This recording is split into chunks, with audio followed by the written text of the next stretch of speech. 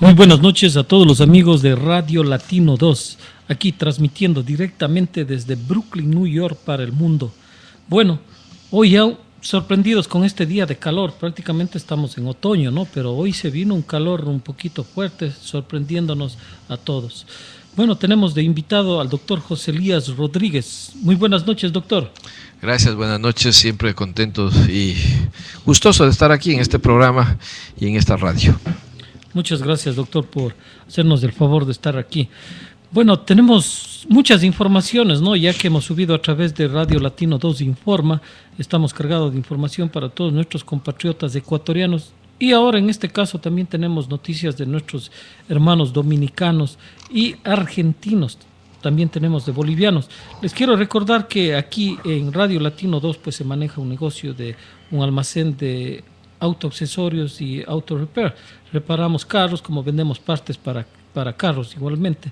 Entonces tenemos un trato directo con el público y aquí son ecuatorianos, bolivianos, argentinos, colombianos, peruanos, tenemos centroamericanos, hondureños, nicaragüenses, de Guatemala, México, y en especial aquí hay una gran comunidad dominicana, puertorriqueña, en la cual a veces nos ponemos a conversar todos estos asuntos que preocupan realmente a todos los pueblos latinoamericanos debido a la situación que estamos pasando y hoy hemos conversado aquí con el doctor muchas de las cosas que son similares a las que pasamos allá en nuestro querido Ecuador, ¿no?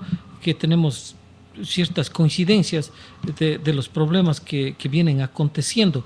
Uno de estos problemas es la falta de energía eléctrica en Santo Domingo. Hay muchos cortes de energía, hay un incumplimiento de pagos. Como para ponerles una perspectiva de lo que vamos a conversar, este es un informe del ministro Rubén Bachaca, revela crisis eléctrica en el estado que está tocando ya a fondo, dice.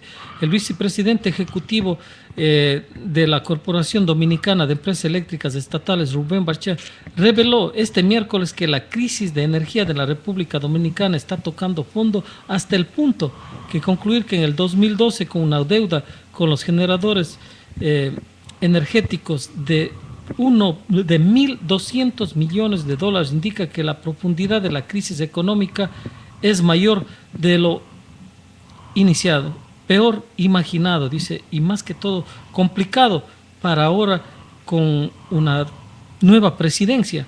Entonces es completamente difícil el poder salir de esto, que no es imposible, pero difícil. Destacó que el problema energético no es un problema de los gobiernos que han pasado, ya que es la suma de todas las partes y de los que tratan en estos momentos es de establecer un compromiso para buscar la solución al sector eléctrico.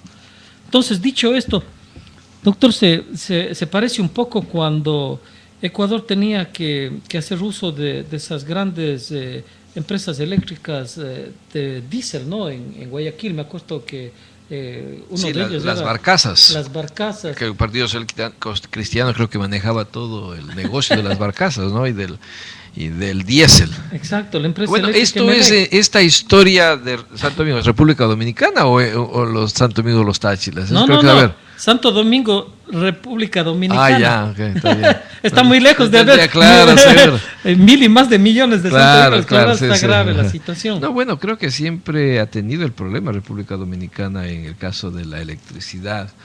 Y me acuerdo un viaje que estuve a Santo Domingo y llegué, toda la isla estaba en tinieblas. Y creo que tenían ese problema porque la mayor parte de los centros comerciales y hoteles tenían su propia energía, generadores, porque ese problema viene de muchos años y no han podido resolver. Y veo que cuando hacen envíos para República Dominicana siempre envían generadores, creo que para hasta las casas. Exacto. Entonces es un mal de nunca acabar. Y creo que no ven historias de otros países que tal vez han utilizado, como usted decía anteriormente, una energía natural para poder proceder y no estar llenándose de energía en donde es costosa y también daña la atmósfera, ¿no? Así es, tenemos un claro ejemplo. Por ejemplo, Brasil tiene ciudades completas que están abastecidas a través de energía eólica. Esto ya hemos conversado también porque la similitud, le decía, es porque en el Valle del Villonaco, que está lejos, cerca de donde que usted visita frecuentemente, pues la provincia del Oro, ¿no? Claro. Entonces, ahí montaron una granja eólica, entonces están abasteciendo de energía eólica a lo que es ahí la provincia de Loja. También en Santo Domingo ya instalaron la energía eólica. Lamentablemente no han hecho un seguimiento de lo que pudiera ser unas inversiones a futuro, ¿no? Siempre yo insisto que basado en los informes que hay de Santo Domingo, y que me parece muy buena la intervención de unas personas que están en un programa que se llama Matinal y Super Canal, donde que ellos acertadamente, estos periodistas, comentan que los asambleístas que han sido ya electos, porque ahora también Santo Domingo de República Dominicana tiene asambleístas para los migrantes, ¿no? El exterior, claro.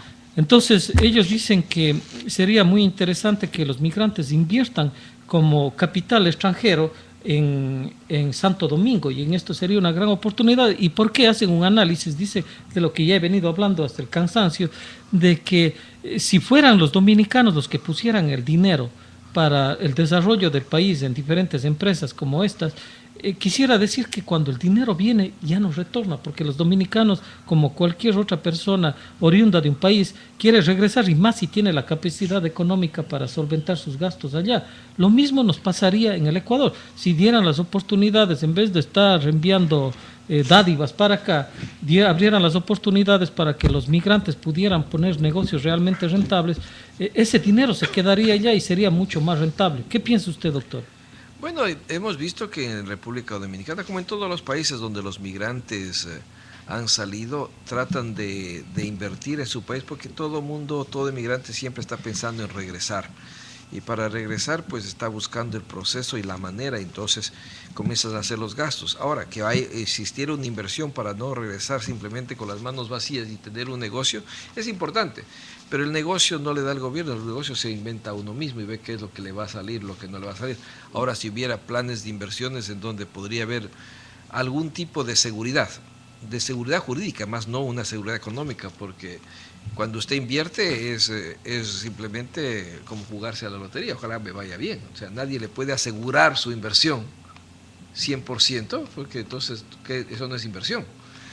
Pero sí debería haber formas en donde el Estado pueda trabajar con los inmigrantes y tener un aporte mutuo para que esto siga desarrollando. Y hemos visto que los dominicanos son personas que invierten mucho en su país, el ecuatoriano igual, pero tal vez sí debería haber fuentes de negocio que el Estado pueda desarrollar para que pueda tener este problema de la luz, manejar por medio de aportes internos y externos, en donde sí podría haber una inversión que tenga siquiera una rentabilidad positiva para poder incentivar a las personas a que inviertan, porque se va a poner algo que no estoy seguro, nadie va a poner dinero, porque el dinero no se lo gana tan fácil, ¿no? Bueno, tenemos el caso de que, me acuerdo que cuando estaba aquí el economista Pablo Calle, ¿no?, y me tocó entrevistarle, hablamos de la represa de Ocaña, y supuestamente se iba a trabajar, y esto creo que cuento ya más de 10 veces, más creo, oiga. Sí, sobre la represa de Ocaña, y que iba a través del Banco del Migrante a canalizarse este proyecto para que alguna parte siquiera del dinero de los migrantes se invirtiera ahí, y estamos claros que la luz es como el bus o el taxi, ¿no? Una claro. vez que le llega, comienza a consumir, le paga, y a veces, como se quejan en Santo Domingo, a veces sin consumir también le cobran. Pero le quería dar una pequeña estadística, ¿no? Antes de eso, siempre hablamos, o usted conversa y hace recuerdo del Banco Inmigrante. Eso no ha funcionado, no existe. Es simplemente que el Ministerio del Inmigrante, con los fondos que tiene, ha entregado a cooperativas para que hagan inversiones, pero en sí como Banco de Inmigrantes no existe. Entonces, no le dieron vida. Claro, no hay vida, no hay idea, entonces para eso se necesita banqueros, no se necesita personas que se inventen el de buena voluntad. Cómo van a trabajar. Claro, la buena voluntad queda en un lado. Y vemos que no es nada positivo en esto, se ha malgastado un poco de dinero, creo que debería invertirse mejor. Ahora les cuento que ya tenemos la nueva directora de la Casa Ecuador, la Senami, aquí en Nueva York. Que es, sorpréndanos, ¿quién es? ¿Por qué no sabía? María Eugenia Marín, que era antes la vicecónsul del Ecuador de Nueva York, ahora viene de directora de la Casa Ecuador. Entonces ya está posesionada, esperemos que esta semana... ¿Cree usted que la vida de Casa Ecuador va para largo? Bueno, para largo cerrar, ¿no? Porque no, wow. vida no tiene mucha, y esperemos que que sería una pérdida muy, muy grande para la comunidad que tanto luchó para que suceda, pero parece que no han dado pie con bola con eso, entonces va Y la más estructura mal en misma peor. no fue sólida, no fue, se hizo de la forma correcta. Debería haber una estructura donde la comunidad sea parte del desarrollo y la decisión de la Casa Ecuador. Se está hablando de los migrantes, entonces dejen trabajar a los migrantes. En eso ha sido negativo. Esperemos que María Eugenia, que ha estado algunos años aquí, una persona muy preparada, muy querida en esta comunidad, trate de ver qué arreglar o le dé simplemente el acta de defunción, ¿no? Le dé como el torero, le dé la estocada. Puede ser, tal vez viene para eso. Esperemos que salga eso, pero como le decíamos, regresando al Banco Migrante no ha funcionado. Se necesita inversión, se necesita incentivar a la gente. Mucha gente quiere regresarse y no puede regresarse con el dinero en el bolsillo y comerse por algunos años y regresar de nuevo con las manos vacías. Ponerle en el banco. Que ya ha sucedido, mucha gente que se ha ido, ha vendido sus casas, ha llevado un poco de dinero y al poco tiempo se la come ese dinero porque no sabe qué más hacerla y tiene que regresar con las manos vacías a comenzar de nuevo. Y eso sí sería una culpa. Oiga, pero doctor, ahí vale la pregunta, que no quería ni tocar ese tema, pero vale, ya que le estamos puso ahí del esto, primer, pues, claro. ya que si estamos en esto, entonces la AGD tiene un banco, ¿no es cierto? Sí, claro. La AGD sí tiene un banco. Pero presta a los argentinos sin plata. En vez de ser los ecuatorianos quieren ir a poner dinero para ver si se quedan estables ahí y un negocio rentable. Los extranjeros vienen y les prestan el dinero y desaparecen. Claro. Entonces, lo sorprendente es que nosotros como migrantes que enviamos enviábamos hasta hace tiempo 3.600 millones de dólares, ahora enviamos 2.600 millones de dólares al año. ¿Cómo es posible que no seamos tomados en cuenta? Mire, usted habla de que no hay vida jurídica de ese banco, ¿no es cierto? El Banco del Migrante donde se maneja 2.600 millones de dólares en este momento, que está malo, si es que hubiera la oportunidad con el Banco del Migrante. ¿Cómo es posible entonces que hay un banco del AGD y resulta que en vez de aportar a que los migrantes fueran parte fundamental de un desarrollo, mejor viene gente que... No es que yo esté en contra de la gente extranjera, yo soy un extranjero en este país, pero los extranjeros que realmente vienen a aportar es la gente positiva. Entonces, ¿en qué estamos, doctor? Si el Banco del Migrante no tiene, y hay otro banco que está en crisis. Claro, lo que pasa es que el Ministerio del Migrante, antes de ser ministerio, era una subsecretaría del Ministerio de Relaciones Exteriores y creó un fondo del migrante hace algunos años, que era un fondo de 5 millones de dólares. Y ese fondo era para ayudar a los migrantes en sus necesidades. Hasta ahora no sabemos en qué necesidades apoyó, pero eran 5 millones que habían. Y se creó una comisión para esto. Y esa comisión era nombrada 5 personas. Nunca se supo cómo nombraron esas 5 personas, pero después de una conversación que yo tuve cuando era presidente de la Federación Mundial de Ecuatorianos, comencé a averiguar y quería saber exactamente qué pasaba, porque entre los 5 se comían entre ellos y no pasaba nada. Y me decía que de los 5, 2 son nombrados por el Ejecutivo y 3 eran nombrados por Pachacutic, por la CONAI. Entonces, qué raro, decía, bueno, ¿y cómo así la CONAI nombra 3 representantes de los migrantes? O sea, está bien, pero que nos explique la razón. Y me fui a hablar con Luis Macas, que en ese tiempo era presidente de la CONAI, y le decía, oiga, ¿qué es lo que pasa? Que ustedes han nombrado estos 3 y están haciendo problemas. Y me decía que él ni siquiera ha sabido que existían 3 que representaban a ellos. Pero esos 3 tenían un buen sueldo y se peleaban de todo, pero el dinero desaparecía. Ahora se creó la idea del Fondo del Migrante, pero tampoco han podido proceder a hacer utilizable ese dinero en una manera positiva y decidieron mejor que se ganen las cooperativas un buen porcentaje de interés, prestando la plata que sería por los migrantes a las personas que están en el Ecuador mismo, ¿no? Entonces, ¿cuál es la ayuda al migrante si está prestando al 6% le da el ministerio a las cooperativas y las cooperativas prestan al 12%? Entonces, el que gana es la cooperativa, definitivamente, no el migrante. Pues. Que les dieran al migrante al 6% valiera la pena y háganlo directamente. Para eso hay el plan Cucayo, el plan Retorno. Bienvenidos a casa. Bienvenido a casa, que le vaya bien. No sabe si le reciben de buena gana o le terminan botando. Ahí está su carro y metamos más cosas ahí, ¿no? Pero todas esas cosas se han vuelto negativo y eso es lo que ya la gente cada vez comienza a desconfiar lo que está pasando y a eso se hace penoso. Bueno, como le digo, hay cosas que realmente sorprenden, ¿no? Y muchas de estas, pues, en gran manera, debido a que a veces tocamos un tema de los latinoamericanos y de pronto comienza todo a ser como una sucesión de lo otro, ¿no? Claro, por supuesto que todo es, todo, el problema del migrante es el mismo.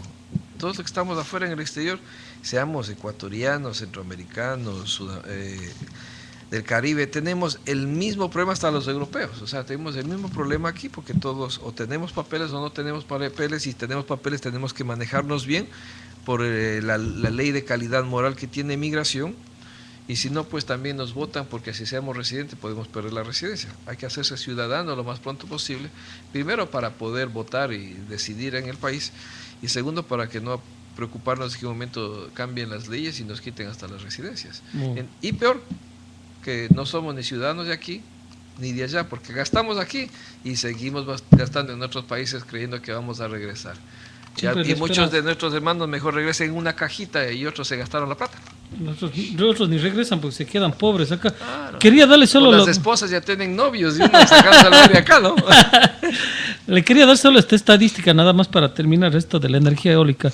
Como estamos hablando sobre energía eólica. Sí, mire que saltamos porque la una cosa se vino con la otra. Claro. ¿No? Y le quería decir que el 3% en el mundo se abasteció de energía eólica y en España el 16%, o sea, es una es que uno ve España. Yo me acuerdo en un viaje que tuve para esta parte norte de España, todo lo que es el País Vasco, y usted ve los molinos por todos lados, pero es toda la carretera, sí, lo que está sacando el aire, por medio del aire la energía, y creo que eso debería haber en algunos países que sí tenemos una buena cantidad de viento, ¿no? Ecuador, la cordillera de los Andes, imagínate. Se nos está perdiendo el aire la energía por arriba. Y sabe que para no seguir en esto, pero ni modo, en la provincia del Cañar, que usted sabe que ahí está el Ministerio de Migración. Frío, hijo. Y más que todo, ahí hay vientos que se llevan hasta los techos de las casas. Claro, que se lleve al Ministerio de Migrantes. Exacto. Pero así es. Y vamos a pasar a otra noticia y más adelante pues vamos a tomar un descanso ya tenemos aquí al grupo de jóvenes alcohólicos de Queens. Como usted sabe, todas las semanas les tenemos a ellos aquí presentes de Queens, ¿no? De Brooklyn, perdón, ahí de la 53 y la Cuarta Avenida, ahí en el segundo piso, mil disculpas.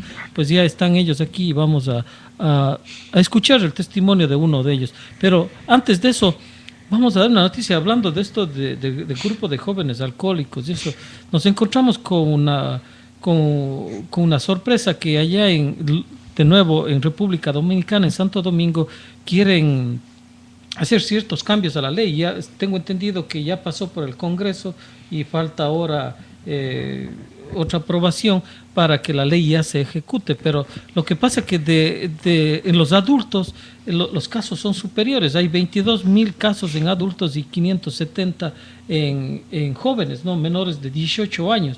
Pero la situación es que la pobreza en Santo Domingo también es un poco extrema, y hoy veía las noticias que a un destacado empresario le asesinaron estilo ejecución, y en Santo Domingo están un poco preocupados porque al ver las noticias que pasa en México, en Colombia y en Ecuador también sabemos que hay muchos sicariatos. Entonces ellos dicen, bueno, esto nos va a sorprender porque suben las penas de los menores, pero ¿qué están haciendo con los adultos? Porque de una u otra forma, quienes empujan a los menores a ser delincuentes son los adultos de alguna forma, porque saben de antemano que ellos pueden, o si se modifica la ley, sabían que ellos pueden salir libres o ir a un correccional por ser menor de edad. ¿Qué usted piensa de todo esto, doctor? Bueno, sabe que dentro de estos cambios de leyes para que los menores a veces sean sancionados como adultos, o sea, juzgados como adultos, no solo está pasando en República Dominicana, sino hay algunos países que ya han pasado dentro de sus legislaciones. Justo Ecuador, en la nueva ley penal, están pidiendo eso de que se pueda enjuiciar en ciertos casos a los menores como adultos de acuerdo a la severidad del caso. Pero tampoco han dicho en qué manera pueden dar un apoyo y un tipo de trabajo para poder mermar estos problemas. Si en verdad, claro, las personas adultas cogen a los menores para que hagan sicariato, ¿por qué? Porque como van a ser juzgados en una corte de menores donde van a estar detenidos solo hasta cumplir la mayoría de edad, pues no les importa mucho. Entonces hay que ver la base de todo, que es cómo inician, y no solo detener o enjuiciar a la persona que hizo el crimen, sino el que le inició dentro de estos procesos. Entonces tenemos que ver, o sea, hay cosas que lo hacen demasiado apurados, pero sin analizar cuál sería la manera de poder cambiar esto y tratar de educar a la gente, tratar de dar un mejor vida a los ciudadanos, porque mucha de esta gente está metida a sus crímenes, a los sicariatos, porque es una manera fácil de hacer dinero o de trabajar, porque no tienen nada de qué vivir, ¿no? Y se inició en Colombia bastante por la cuestión del narcotráfico, y eso ha cambiado para Ecuador, que ahora se ve, a cada rato se oye en la prensa, y sigue subiendo, pues porque eso es ahora producto de exportación. Vemos en República Dominicana, donde también ha subido lo que es el narcotráfico, y cuando existe eso, el lavado de dinero, va a haber sicariatos. ¿Por qué? ¿Cómo lavan dinero? Prestando plata. Y si no pagan, ¿en qué manera pueden cobrar para amedrentar a los demás? Utilizando el sicariato. Y eso es lo que está pasando. Es increíble que todas estas cosas se estén dando en el mundo, ¿no? Todavía tenemos un par de minutos más, y les conversaba también que esta noticia de los mineros en Bolivia, ¿no? Pero no solamente es una cuestión de Bolivia, en el mismo República Dominicana están teniendo problemas con los mineros de allá, porque en la frontera con Haití se han encontrado grandes vetas de oro, ¿no? Entonces ya el gobierno está teniendo inconvenientes porque se da cuenta que va a tener un gran recurso, pero no está canalizando con el pueblo. De igual forma está pasando en Centroamérica, en el Perú, en Cajamarca, pues se dan hasta de bala y todo por este problema. Y en Bolivia, pues ya llevaban más de 2 días un paro ahí a todos los transportistas que no les dejaban. Pero el gobierno boliviano pues ha llegado a una conversación en donde que ellos manifiestan que tienen la intención de arreglar este problema que está sucediendo con los mineros bolivianos, donde que los mineros y el pueblo en sí van a tener un 50%. Creo que eso también estaba pasando en el Ecuador, ¿no? En un tiempo, en este caso, nos damos que en el oriente ecuatoriano los pueblos indígenas iban a tener un por ciento de lo que se iba a explotar como petróleo y minas, y siempre ellos han estado protestando. O sea que de estas noticias que estamos pues pasando, nos damos cuenta de la similitud, y que en Ecuador hay muchas cosas que no han cambiado. Claro, primero es que no hay una ley de minería completamente dicha, se está tratando de pelear, cada momento lo cambian. También los grupos indígenas pelean el espacio, su tierra, su agua, y también el Estado trata de buscar cómo explotar, porque es parte de ingresos del Estado, ¿no? Ahora, en esto Bolivia nos gana, porque Bolivia es un país minero, pues por excelencia, desde muchos años atrás, un país que ha sufrido el proceso de la minería, ha sufrido las grandes transformaciones, las grandes compañías que han ido y han explotado no solo la minería, sino a la gente. Entonces hay un momento que comienza el pueblo a levantarse y luchar por sus derechos, y eso está pasando con Bolivia. Ecuador no ha vivido esa historia que ha vivido Bolivia. Creo que Sudamérica no ha vivido. Recuerda que los países más mineros en Sudamérica es Bolivia y Chile. Sí, Chile le ha ido muy bien. Chile le ha ido bien, es un país, uno de los países más ricos por el cobre, y ha sabido manejar su minería. Bolivia no ha podido manejar su minería, todavía se mantiene una minería rudimentaria, y ese es el problema que tiene. Y el levantamiento, pues la gente también se cansa, y al momento hay que decir basta y denme en el espacio. ¿Qué pasa? Pero en el Ecuador todavía falta largo. Peor con una nueva ley de minería que no está pasando en la Asamblea, que no pasará en la Asamblea, y donde va a tener que el Ejecutivo hacer lo que está todo el tiempo, ¿no? Pasarlo directamente, el Ejecutivo poner la ley de minería, donde los grupos indígenas que deberían dentro de la Constitución ser notificados, que ellos decidan, no les está pasando. Entonces el Estado del gobierno dice que no necesita, que ellos no pueden pedirle porque son una minoría, y la riqueza es de una mayoría. Entonces ahí se estará violando derechos humanos, se estará violando derecho a la naturaleza, derecho a la vida, por intereses económicos. Increíble, ¿no? Lo que usted dice de Bolivia, y creo que nunca va a dejar de existir el abuso. Tenemos que recordar que más del 50% de la población de Bolivia son indígenas. Entonces el abuso creo que viene esa parte, porque Claro. si nos damos cuenta, y tiene mucha razón, a veces nuestros hermanos indígenas, ya sean del oriente ecuatoriano o de la sierra, pues nunca han sido de las partes donde que han tenido más privilegios, ¿no? Mejor han sido partes donde que más les han perjudicado, porque si la riqueza sale del oriente ecuatoriano, hasta en este momento comenzamos a ver que hay carreteras, y hay que reconocer que el presidente Correa ha dado un gran avance en esto de las carreteras, de las vías de comunicación en el oriente ecuatoriano. Entonces, vaya, un aplauso, ¿no?, de parte de Radio Latino 2 para ese gran trabajo que ha venido haciendo el presidente en el transcurso de este tiempo. Se ve el desarrollo en esa parte, ¿no? Pero no quiere decir que no haya también sus pequeños o grandes inconvenientes, que lo iremos resaltando en el transcurso del programa, porque quiero recordarles que aquí Radio Latino 2 y también aquí con José Elías Rodríguez, el doctor José Elías Rodríguez, tiene Radio El Forajido, donde que también soy invitado, y muchas gracias, por cierto. Siempre tratamos de ser más neutrales, ni estamos ni en favor ni en contra. Lo que sí estamos es claros en que la información se tiene que dar tal cual se presenta. No se puede adornar ni tampoco exagerar, ¿no?, la Claro. noticia, sino se tiene que dar tal cual se presenta. Sí, y eso es importante. Justo ayer estuve en las Naciones Unidas en la presentación del gobierno ecuatoriano a las Naciones Unidas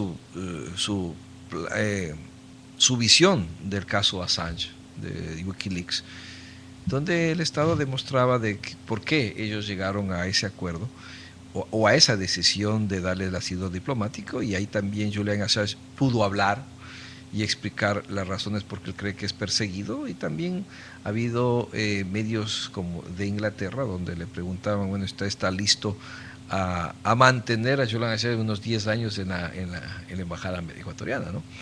Entonces esas cosas es importante entender de que existen a veces violaciones de los derechos de las personas, y los estados tienen que respetarlo, y existe un acuerdo de no extradición firmado entre el gobierno del Ecuador con el gobierno de Inglaterra de 1880. Entonces, ese todavía está vigente. Y basado, el primer caso claro, no, más de 100 años. Claro, y basado en eso, pues Ecuador dice, ustedes deben respetar ese tratado de 1880. La historia ha cambiado, las leyes han cambiado, pero el tratado se mantiene. Entonces, tienen razón, dentro de lo que es la política internacional, los dos estados, que es el problema, y hablaba justo Ricardo Patiño ayer, y decía que hoy se reunía con el primer ministro de Inglaterra para llegar a un acuerdo, y el acuerdo fue de que Inglaterra no cambia y va a quedar como quedaron. O sea, no va a permitir que salga de la embajada americana de Inglaterra Julian Assange, que quería ir a Suecia para de ahí, de esa embajada, enfrentar lo que tiene que enfrentar. Así que el gobierno del Reino Unido quiere detenerlo y después extraditarlo. Entonces, a veces derechos internacionales no son tan bien vistos. Han habido momentos que han violado esos derechos internacionales, y en este caso los argumentos jurídicos son más fuertes que creo que el derecho personal. Y esperemos a ver qué pasa. Pero no cree usted que puede resultar ser la ley de David contra Goliat. Ya lo es, ¿no? Y creo que eso es lo que quería el Estado ecuatoriano. Que se demuestre. No, está en las noticias del mundo, pues está haciendo ver en el mundo por el caso Assange. Sí. Le están conociendo a Ecuador por el caso Assange. Entonces creo que cada vez que salgan eso, pongan las Galápagos atrás para que comiencen a ir los turistas, ¿no? Sí. Pero es una pelea muy fuerte. Inglaterra, con una historia jurídica muy antigua, tiene sus argumentos, y Ecuador tiene unos argumentos que para mi forma de pensar no son tan fuertes, pero de todos modos todo Estado tiene el derecho de otorgar un asilo, y los otros estados dentro del derecho internacional tienen que acatar eso, y en eso es lo que están.